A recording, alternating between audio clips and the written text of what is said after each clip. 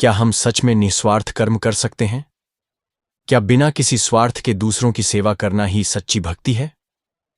स्वामी विवेकानंद जी कहते हैं कि निस्वार्थ सेवा ही सच्चे कर्म का रहस्य है। जब हम बिना किसी फल की इच्छा के कर्म करते हैं, तब हमारा हृदय शुद्ध होता है और हम ईश्वर के और निकट पहुंचते हैं। कर्म का रहस्य, निस्वार्थ परोपकार। इस अध्याय में बताया गया है कि कैसे निस्वार्थ कर्म न केवल दूसरों की भलाई करता है, बल्कि हमारे जीवन को भी सुख और शांति से भर देता है। अगर आप जानना चाहते हैं कि निस्वार्थ कर्म का वास्तविक अर्थ क्या है और यह आपके जीवन को कैसे बदल सकता है, तो इस ऑडियो बुक को अंत तक जरूर सुनें। अब सुनते हैं कर्म का रहस्य, निस्वार्थ परोपकार। कर्म रहस्य। दूसरों की शारीरिक आवश्यकताओं की पूर्ति करके उनकी सहायता करना महान कर्म अवश्य है, परंतु अभाव की मात्रा जितनी अधिक रहती है तथा सहायता या उपकार जितनी अधिक दूर तक अपना असर कर सकता है, उसी मात्रा में वह उपकार भी उच्चतर होता है। यदि एक मनुष्य के अभाव 1 घंटे के लिए हटाए जा सकें, तो यह उसकी सहायता आवश्यक है, और यदि 1 साल के लिए हटाए जा सकें, तो यह उससे भी अधिक सहायता है। पर यदि उसके अभाव सदा के लिए दूर कर दिए जाएं, तो सचमुच वह उसके लिए सबसे अधिक सहायता होगी। केवल आध्यात्मिक ज्ञान ही ऐसा है जो हमारे दुखों को सदा के लिए नष्ट कर दे सकता है। अन्य किसी प्रकार के शान से तो हमारी आवश्यकताओं की पूर्ति केवल अल्प समय के लिए ही होती है। केवल आत्म विषय ज्ञान द्वारा ही हमारी अभाव वृत्ति तक का सदा के लिए अंत हो सकता है। अतएव किसी मनुष्य की आध्यात्मिक सहायता करना ही उसकी सबसे बड़ी सहायता करना है, और जो मनुष्य को पारमार्थिक ज्ञान दे सकता है, वही मानव समाज का सबसे बड़ा हितैषी है। हम देखते भी हैं कि जिन व्यक्तियों ने मनुष्य की आध्यात्मिक सहायता की है, वे ही वास्तव में महान शक्तिशाली थे। कारण यह है कि आध्यात्मिकता ही हमारे जीवन के समस्त कृत्यों का सच्चा आधार है। आध्यात्मिक शक्तिशाली पुरुष चाहे तो किसी भी विषय में क्षमता संपन्न हो सकता है, और जब तक मनुष्य में आध्यात्मिक बल नहीं आता, तब तक उसकी भौतिक आवश्यकताएं भी तो भली भांति तृप्त नहीं हो सकती। आध्यात्मिक सहायता से नीचे है बौद्धिक विकास में सहायता करना, पर साथ ही यह ज्ञान दान, भोजन तथा वस्त्र के दान से कहीं श्रेष्ठ है। इतना ही नहीं, वरन प्राणदान से भी उच्च है, क्योंकि शान ही मनुष्य का प्रकृत जीवन है, अज्ञान ही मृत्यु है और ज्ञान जीवन। यदि जीवन अंधकारमय है और अज्ञान तथा क्लेश में बीतता है, तो वास्तव में ऐसे जीवन का मूल्य कुछ भी नहीं है। शान दान से नीचे है शारीरिक सहायता का दान। अतएव हमारे सम्मुख जब दूसरों की सहायता का प्रश्न उपस्थित हो, तो हमें इस मूल धारणा से सदा बचे रहने का प्रयत्न करना चाहिए कि शारीरिक सहायता ही एकमात्र सहायता है। वास्तव में शारीरिक सहायता तो सब सहायता में केवल अंतिम ही नहीं, वरन निम्नतम श्रेणी की भी है, क्योंकि इसके द्वारा चिर तृप्ति नहीं हो सकती। भूखे रहने से जो कष्ट होता है, उसका परिहार भोजन कर लेने से ही हो जाता है, परंतु वह भूख पुनः लौट आती है। हमारे क्लेशों का अंत तो केवल तभी हो सकता है जब हम तृप्त होकर सब प्रकार के अभावों से परे हो जाएं।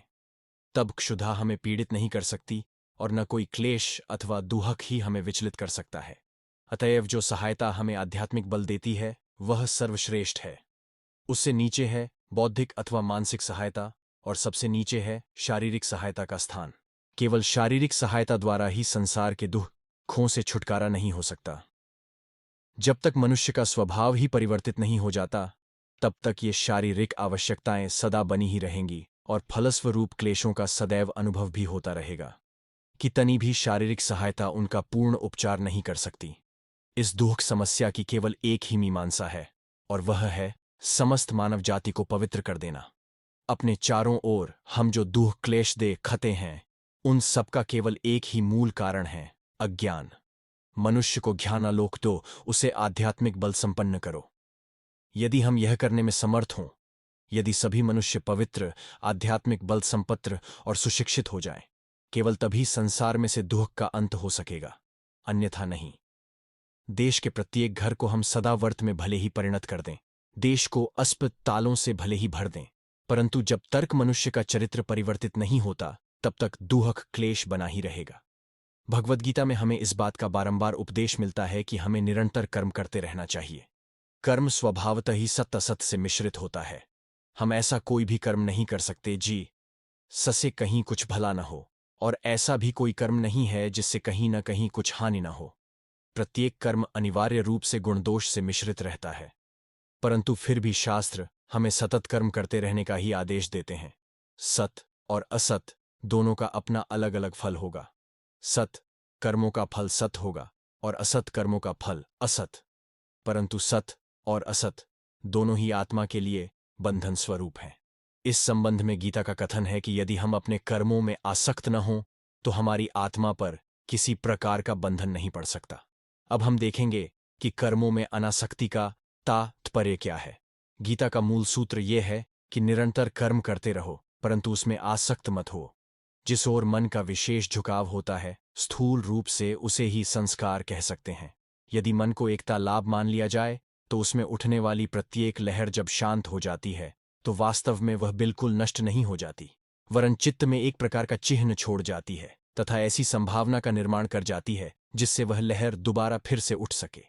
इस चिढ़ तथा इस लहर के फिर से उठने की संभावना को मिलाकर हम संस्कार कह सकते हैं।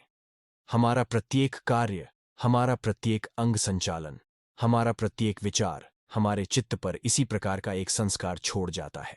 और यद्यपि ये संस्कार ऊपरी दृष्टि से स्पष्ट न हों, तथापि ये अज्ञात रूप से अंदर ही अंदर कार्य करने में विशेष प्रबल होते हैं। हम प्रतिमुहूर्त जो कुछ हैं वह इन संस्कारों के समुदाय द्वारा ही नियमित होता है। मैं इस मुहूर्त जो कुछ हूं वह मेरे अतीत जीवन के समस्त संस्कारों का प्रभाव है। इसे ही प्रकृत दृष्टि से चरित्र कहते हैं, और प्रत्येक मनुष्य का चरित्र इन संस्कारों की समष्टि द्वारा ही नियमित होता है।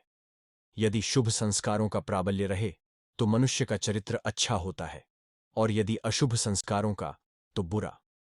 यदि एक मनुष्य निरंतर बुरे शब्द सुनता रहे, बुरे विचार सोचता रहे, बुरे कर्म करता रहे, तो उसका मन भी बुरे संस्कारों से पूर्ण हो जाएगा, और बिना उसके जाने ही वे संस्कार उसके समस्त विचारों तथा कार्यों पर अपना प्रभाव डाल देंगे। असल में ये बुरे संस्कार निरंतर अपना कार्य करते रहते हैं। अतएव बुरे संस्कार संपन्न होने के कारण उस व्यक्ति के कार्य भी बुरे होंगे।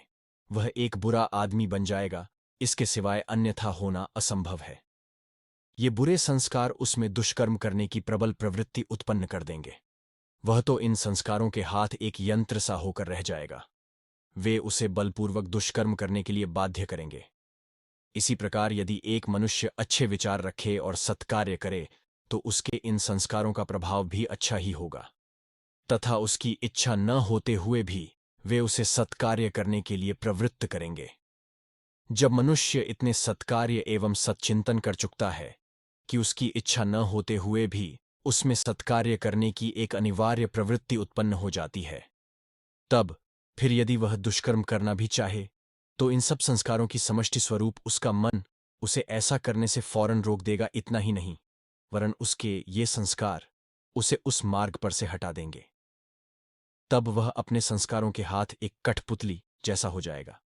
जब ऐसी स्थिति हो जाती है तभी उस मनुष्य का चरित्र गठित कहलाता है। जिस प्रकार कछुआ अपने सब अंगों को खपड़े के अंदर समेट लेता है, और तब उसे चाहे हम मार ही क्यों न डालें, उसके टुकड़े टुकड़े ही क्यों न कर डालें, पर वह बाहर नहीं निकलता। इसी प्रकार जिस मनुष्य ने अपने मन एवं इंद्रियों को वश में कर लिया है, उसका चरित्र भी सदैव स्थिर रहता है। वह अपनी आभ्यंतरिक शक्तियों को वश में रखता है, और उसकी इच्छा के विरुद्ध संसार की कोई भी वस्तु उसके मन पर कार्य नहीं कर सकती। मन के ऊपर इस प्रकार सद्विचारों एवं सुसंस्कारों का निरंतर प्रभाव पड़ते रहने से सत्कार्य करने की प्रवृत्ति प्रबल हो जाती है, और इसके फलस्वरूप हम इंद्रियों, कर्मेंद्रिय तथा ज्ञानेंद्रिय दोनों को वश में करने में समर्थ होते हैं। तभी हमारा चरित्र प्रतिष्ठित होता है, तभी हम सत्य लाभ कर सकते हैं। ऐसा ही मनुष्य सदैव निरापद रहता है, इससे किसी भी प्रकार की बुराई नहीं हो सकती। वह फिर कहीं भी रहे, उसके लिए कोई धोखा नहीं है। इन शुभ संस्कारों से संपन्न होने की अपेक्षा एक और भी अधिक उच्चतर अवस्था है, और वह है मुक्ति लाभ की इच्छा। तुम्हें यह स्मरण रखना चाहिए कि सभी योगों का ध्येय आत्मा की मुक्ति है, और प्रत्येक योग समान रूप से उसी ध्येय की ओर ले जाता है। भगवान बुद्ध ने ध्यान से तथा ईसा मसीह ने प्रार्थना द्वारा जिस अवस्था की प्राप्ति की थी, मनुष्य केवल कर्म द्वारा भी उस अवस्था को प्राप्त कर सकता है। बुद्ध ज्ञानी थे और ईसा मसीह भक्त, पर वे दोनों एक ही ध्येय को पहुंचे थे। मुक्ति का अर्थ है संपूर्ण स्वाधीनता, शुभ और अशुभ दोनों प्रकार के बंधनों से छुटकारा पा जाना। इसे समझना जरा कठिन है। लोहे की जंजीर भी एक जंजीर है और सोने की जंजीर भी एक जंजीर है। यदि हमारी उंगली में एक कांटा चुभ जाए तो उसे निकालने के लिए हम एक दूसरा कांटा काम में लाते हैं, परंतु जब वह निकल जाता है तो हम दोनों को ही फेंक देते हैं। हमें फिर दूसरे कांटे को रखने की कोई आवश्यकता नहीं रह जाती, क्योंकि दोनों आखिर कांटे ही तो हैं। इसी प्रकार कुसंस्कारों का नाश शुभ संस्कारों द्वारा करना चाहिए और मन के खराब विचारों को अच्छे विचारों द्वारा दूर करते रहना चाहिए, जब तक कि समस्त कुविचार लगभग नष्ट न हो जाए अथवा पराजित न हो जाए या वशीभूत होकर मन में कहीं एक कोने में न पड़े रह जाएं। परंतु उसके उपरांत शुभ संस्कारों पर भी विजय प्राप्त करना आवश्यक है। तभी जो आसक्त था वह अनासक्त हो जाता है। कर्म करो, अवश्य करो, पर उस कर्म अथवा विचार को अपने मन के ऊपर कोई गहरा प्रभाव न डालने दो। लहरें आएं और जाएं, मांसपेशियों और मस्तिष्क से बड़े बड़े कार्य होते रहें, पर देखना वे आत्मा पर किसी प्रकार का गहरा प्रभाव न डालने पाएं। अब प्रश्न यह है कि यह हो कैसे सकता है। हम देखते हैं कि हम जिस किसी कर्म में लिप्त हो जाते हैं उसका संस्कार हमारे मन में रह जाता है। मान लो सारे दिन में मैं सैकड़ों आदमियों से मिला और उन्हीं में एक ऐसे व्यक्ति से भी मिला जिससे मुझे प्रेम है। तब यदि रात को सोते समय मैं उन सब लोगों को स्मरण करने का प्रयत्न करूं तो देखूंगा कि मेरे सम्मुख केवल उसी व्यक्ति का चेहरा आता है जिसे मैं प्रेम करता हूं, भले ही उसे मैंने केवल 1 ही मिनट के लिए देखा हो। उसके अतिरिक्त अन्य सब व्यक्ति अंतर्हित हो जाएंगे। ऐसा क्यों? इसलिए कि इस व्यक्ति के प्रति मेरी विशेष आसक्ति ने मेरे मन पर अन्य सभी लोगों की अपेक्षा एक अधिक गहरा प्रभाव डाल दिया था। शरीर विज्ञान की दृष्टि से तो सभी व्यक्तियों का प्रभाव एक सा ही हुआ था। प्रत्येक व्यक्ति का चेहरा नेत्रपट पर उतर आया था और मस्तिष्क में उसके चित्र भी बन गए थे, परंतु फिर भी मन पर इन सबका प्रभाव एक समान न था। संभवतः अधिकतर व्यक्तियों के चेहरे एकदम नए थे, जिनके बारे में मैंने पहले कभी विचार भी न किया होगा। परंतु वह एक चेहरा जिसकी मुझे केवल एक झलक ही मिली थी, भीतर तक समा गया। शायद इस चेहरे का चित्र मेरे मन में वर्षों से रहा हो और मैं उसके बारे में सैकड़ों बातें जानता हूं, अतः उसकी इस एक झलक ने ही मेरे मन में उन सैकड़ों सोती हुई यादगारों को जगा दिया और इसलिए शेष अन्य सब चेहरों को देखने के संवेद फलस्वरूप मन में जितने सब संस्कार पड़े, इस एक चेहरे को देखने से मेरे मानस पटल पर उन सब की अपेक्षा 100 गुना अधिक संस्कार पड़ गया। इसी कारण उसने मन के ऊपर सहज ही इतना प्रबल प्रभाव जमा दिया। अतएव अनासक्त हो, कार्य होते रहने दो। मस्तिष्क के केंद्र अपना अपना कार्य करते रहें, निरंतर कार्य करते रहे, परंतु एक लहर को भी अपने मन पर प्रभाव मत डालने दो। संसार में इस प्रकार कर्म करो मानो तुम एक विदेशी पथिक हो, 2 दिन के लिए यहां आए हो। कर्म तो निरंतर करते रहो, परंतु अपने को बंधन में मत डालो। बंधन बड़ा भयानक है। संसार हमारी निवास भूमि नहीं है, यह तो उन सोपानों में से एक है जिनमें से होकर हम जा रहे हैं। सांख्य दर्शन के उस महावाक्य को मत भूलो, समस्त प्रकृति आत्मा के लिए है, आत्मा प्रकृति के लिए नहीं। प्रकृति के अस्तित्व का प्रयोजन आत्मा की शिक्षा के निमित्त ही है, इसका और कोई अर्थ नहीं। उसका अस्तित्व इसीलिए है कि आत्मा को ज्ञान लाभ हो जाए तथा ज्ञान द्वारा आत्मा अपने को मुक्त कर ले। यदि हम यह बात निरंतर ध्यान में रखें तो हम प्रकृति में कभी आसक्त न होंगे। हमें यह शान हो जाएगा कि प्रकृति हमारे लिए एक पुस्तक सदृश है जिसका हमें अध्ययन करना है, और जब हमें उससे आवश्यक ज्ञान प्राप्त हो जाएगा तो फिर वह पुस्तक हमारे लिए किसी काम की नहीं रहेगी। परंतु इसके विपरीत हो यह रहा है कि हम अपने को प्रकृति में ही मिला दे रहे हैं। ये सोच रहे हैं कि आत्मा प्रकृति के लिए है, आत्मा शरीर के लिए है, और जैसी कि एक कहावत है, हम सोचते हैं मनुष्य खाने के लिए ही जीवित रहता है, न कि जीवित रहने के लिए खाता है। और यह भूल हम निरंतर करते रहते हैं। प्रकृति को ही अहम मानकर हम प्रकृति में आसक्त बने रहते हैं, और ज्यों ही इस आसक्ति का प्रादुर्भाव होता है त्यों ही आत्मा पर प्रबल संस्कार का निर्माण हो जाता है, जो हमें बंधन में डाल देता है और जिसके कारण हम मुक्त भाव से कार्य न करके दास की तरह कार्य करते रहते हैं। इस सारी शिक्षा का सार यही है कि तुम्हें एक स्वामी के समान कार्य करना चाहिए, न कि एक दास की तरह। कर्म तो निरंतर करते रहो, परंतु एक दास के समान मत करो। सब लोग किस प्रकार कर्म कर रहे हैं, क्या यह तुम नहीं देखते? इच्छा होने पर भी कोई आराम नहीं ले सकता। 99% लोग तो दासों की तरह कार्य करते रहते हैं और उसका फल होता है दुख। ये सब कार्य स्वार्थ पर होते हैं, मुक्त भाव से कर्म करो, प्रेम सहित कर्म करो। प्रेम शब्द का यथार्थ अर्थ समझना बहुत कठिन है। बिना स्वाधीनता के प्रेम आ ही नहीं सकता। दास में सच्चा प्रेम होना संभव नहीं। यदि तुम एक गुलाम मोल ले लो और उसे जंजीरों से बांधकर उससे अपने लिए कार्य कराओ, तो वह कष्ट उठाकर किसी प्रकार कार्य करेगा अवश्य, पर उसमें किसी प्रकार का प्रेम नहीं रहेगा। इसी तरह जब हम संसार के लिए दासवत कर्म करते हैं, तो इसके प्रति हमारा प्रेम नहीं रहता और इसलिए वह सच्चा कर्म नहीं हो सकता। हम अपने बंधु बांधवों के लिए जो कर्म करते हैं, जहां तक कि हम अपने स्वयं के लिए भी जो कर्म करते हैं, उसके बारे में भी ठीक यही बात है। स्वार्थ के लिए किया गया कार्य दास का कार्य है, और कोई कार्य स्वार्थ के लिए है अथवा नहीं, इसकी पहचान यह है कि प्रेम के साथ किया हुआ प्रत्येक कार्य आनंददायक होता है। सच्चे प्रेम के साथ किया हुआ कोई भी कार्य ऐसा नहीं है जिसके फलस्वरूप शांति और आनंद न आए। प्रकृत सत्ता, प्रकृत ज्ञान तथा प्रकृत प्रेम, ये तीनों चिरकाल के लिए परस्पर संबद्ध हैं। असल में ये एक ही में तीन हैं। जहां एक रहता है, वहां शेष दो भी अवश्य रहते हैं। ये उस अद्वितीय सच्चिदानंद के ही त्रिविध रूप हैं। जब वह सत्ता शांत तथा सापेक्ष रूप में प्रतीत होती है, तो हम उसे विल के रूप में देखते हैं। वह ज्ञान भी सांसारिक वस्तु विषयक ज्ञान के रूप में परिणत हो जाता है तथा वह आनंद मानव हृदय में विद्यमान समस्त प्रकृत प्रेम की नींव हो जाता है। अतएव सच्चे प्रेम से प्रेमी अथवा उसके प्रेम पात्र को भी कष्ट नहीं हो सकता। उदाहरणार्थ, मान लो एक मनुष्य एक स्त्री से प्रेम करता है। वह चाहता है कि वह स्त्री केवल उसी के पास रहे। अन्य पुरुषों के प्रति उस स्त्री के प्रत्येक व्यवहार से उसमें ईर्ष्या का उद्रेक होता है। वह चाहता है कि वह स्त्री उसी के पास बैठे, उसी के पास खड़ी रहे तथा उसी की इच्छानुसार खाए पिए और चले फिरे। वह स्वयं उस स्त्री का गुलाम हो गया है और चाहता है कि वह स्त्री भी उसकी गुलाम होकर रहे। यह तो प्रेम नहीं है, यह तो गुलामी का एक प्रकार का विकृत भाव है जो ऊपर से प्रेम जैसा दिखाई देता है। यह प्रेम नहीं हो सकता क्योंकि वह क्लेशदायक है। यदि वह उस मनुष्य की इच्छानुसार न चले तो उससे उस मनुष्य को कष्ट होता है।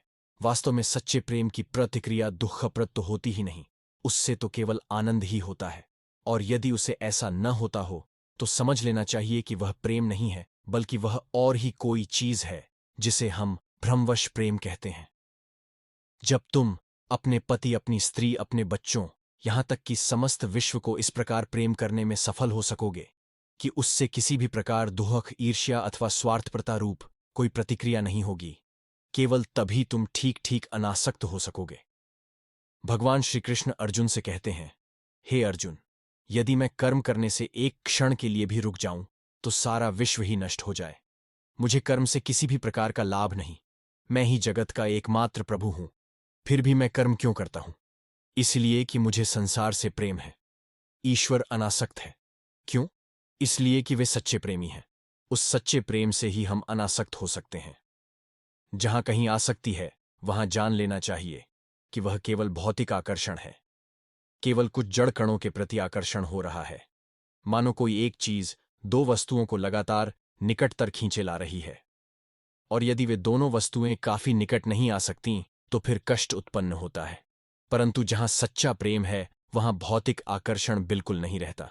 ऐसे प्रेम चाहे सहस्रों योजन दूर पर क्यों न रहे, उनका प्रेम सदैव वैसा ही रहता है। वह प्रेम कभी नष्ट नहीं होता, उससे कभी कोई क्लेशदायक प्रतिक्रिया नहीं होती। इस प्रकार की अनासक्ति प्राप्त करना लगभग सारे जीवन भर का कार्य है, परंतु इसका लाभ होते ही हमें अपनी प्रेम साधना का लक्ष्य प्राप्त हो जाता है और हम मुक्त हो जाते हैं। तब हम प्रकृति के बंधन से छूट जाने हैं और उसके असली स्वरूप को जान लेते हैं। फिर वह हमें बंधन में नहीं डाल सकती। तब हम बिल्कुल स्वाधीन हो जाते हैं और कर्म के फलाफल की ओर ध्यान नहीं देते। फिर कौन परवाह करता है कि कर्मफल क्या होगा? जब तुम अपने बच्चों को कोई चीज देते हो तो क्या उसके बदले में उनसे कुछ मांगते हो? यह तो तुम्हारा कर्तव्य है कि तुम उनके लिए काम करो और बस वहीं पर बात खत्म हो जाती है। इसी प्रकार किसी दूसरे पुरुष, किसी नगर अथवा देश के लिए तुम जो कुछ करो, उसके प्रति भी वैसा ही भाव रखो। उनसे किसी प्रकार के बदले की आशा न रखो। यदि तुम सदैव ऐसा ही भाव रख सको कि तुम केवल दाता ही हो, जो कुछ तुम देते हो उससे तुम किसी प्रकार के प्रत्युपकार की आशा नहीं रखते, तो उस कर्म से तुम्हें किसी प्रकार की आसक्ति नहीं होगी। आसक्ति तभी आती है जब हम बदले की आशा रखते हैं। यदि दासवत कार्य करने से स्वार्थपरता और आसक्ति उत्पन्न होती है, तो अपने मन का स्वामी बनकर कार्य करने से अनासक्ति द्वारा उत्पन्न आनंद का लाभ होता है। हम बहुधा अधिकार और न्याय की बातें किया करते हैं, परंतु वे सब केवल एक बच्चे की बोली के समान हैं।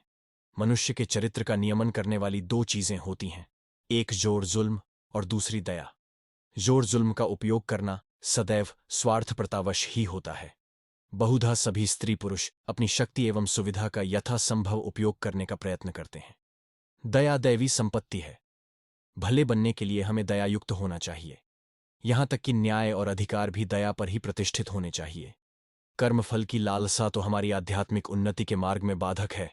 इतना ही नहीं, अंत में उससे क्लेश भी उत्पन्न होता है। दया और निस्वार्थ पड़ता को कार्य रूप में परिणत करने का एक और उपाय है, और वह है कर्मों को उपासना रूप मानना। यदि हम साकार ईश्वर में विश्वास रखते हैं, यहां हम अपने समस्त कर्मों के फल ईश्वर को ही समर्पित कर देते हैं, और इस प्रकार उनकी उपासना करते हुए हमें इस बात का कोई अधिकार नहीं रह जाता कि हम अपने किए हुए कर्मों के बदले में मानव जाति से कुछ मांगे। प्रभु स्वयं निरंतर कार्य करते रहते हैं और वे सारी आसक्ति से परे हैं। जिस प्रकार पानी कमल के पत्ते को नहीं भिगो सकता, उसी प्रकार कोई कर्म भी फलासक्ति उत्पन्न करके निःस्वार्थी पुरुष को बंधन में नहीं डाल सकता। अहम शून्य और अनासक्त पुरुष किसी जनपूर्ण और पापमय नगर के बीच ही क्यों न रहे, पर पाप उन्हें स्पर्श तक न कर सकेगा। ये कहानी संपूर्ण स्वार्थ त्याग का एक दृष्टांत है। कुरुक्षेत्र के युद्ध के बाद पांचों पांडवों ने एक बड़ा भारी यश किया। उसमें निर्धनों को बहुत सा दान दिया गया। सभी लोगों ने उस यश की महत्ता एवं ऐश्वर्य पर आश्चर्य प्रकट किया और कहा कि ऐसा यज्ञ संसार में इसके पहले कभी नहीं हुआ था। यज्ञ के बाद उस स्थान पर एक छोटा सा नेवला आया। नेवले का आधा शरीर सुनहला था और शेष आधा भूरा। वह नेवला उस अग्रभूमि की मिट्टी पर लौटने लगा। थोड़ी देर बाद उसने दर्शकों से कहा, तुम सब झूठे हो, ये कोई यज्ञ नहीं है। लोगों ने कहा, क्या तुम कहते क्या हो? ये कोई यश ही नहीं है। तुम जानते हो इस यज्ञ में कितना खर्च हुआ है, गरीबों को कितने हीरे जवाहरात बांटे गए हैं, जिससे वे सब के सब धनी एवं खुशहाल हो गए हैं। ये तो इतना बड़ा यज्ञ था कि ऐसा शायद ही किसी मनुष्य ने किया हो। परंतु नेवले ने कहा, सुनो, एक छोटे से गांव में एक निर्धन ब्राह्मण रहता था, साथ ही उसकी स्त्री, पुत्र और पुत्रवधू। वे लोग बड़े गरीब थे। पूजा पाठ से उन्हें जो कुछ मिलता उसी पर उनका निर्वाह होता था। एक बार उस गांव में 3 साल तक अकाल पड़ा, जिससे उस बेचारे ब्राह्मण के दुहक कष्ट की पराकाष्ठा हो गई। एक बार तो सारे कुटुंब को 5 दिन तक उपवास करना पड़ा। छठे दिन वह ब्राह्मण भाग्यवश कहीं से थोड़ा सा जौ का आटा ले आया। उस आटे के 4 भाग किए गए। उन्होंने उसकी रोटी बनाई और ज्यों ही वे उसे खाने बैठे कि किसी ने दरवाजे पर खटखटाया। पिता ने उठकर दरवाजा खोला तो देखते हैं कि बाहर एक अतिथि खड़ा है। भारतवर्ष में अतिथि बड़ा पवित्र माना जाता है। वह तो उस समय के लिए नारायण ही समझा जाता है और उसके साथ तहूब व्यवहार भी किया जाता है। अतएव उस गरीब ब्राह्मण ने कहा, महाराज पधारिए, आपका स्वागत है, और उसने अतिथि के सामने अपना भाग रख दिया। अतिथि उसे जल्दी खा गया और बोला, अरे आपने तो मुझे और भी मार डाला। मैं 10 दिन का भूखा हूं और भोजन के इस छोटे टुकड़े ने तो मेरी भूख और भी बढ़ा दी। तब स्त्री ने अपने पति से कहा, आप मेरा भी भाग दे दीजिए। पति ने कहा, नहीं, ऐसा नहीं होगा। परंतु स्त्री अपनी बात पर अड़ी रही और कहा, वह बेचारा गरीब भूखा है, हमारे यहां आया है।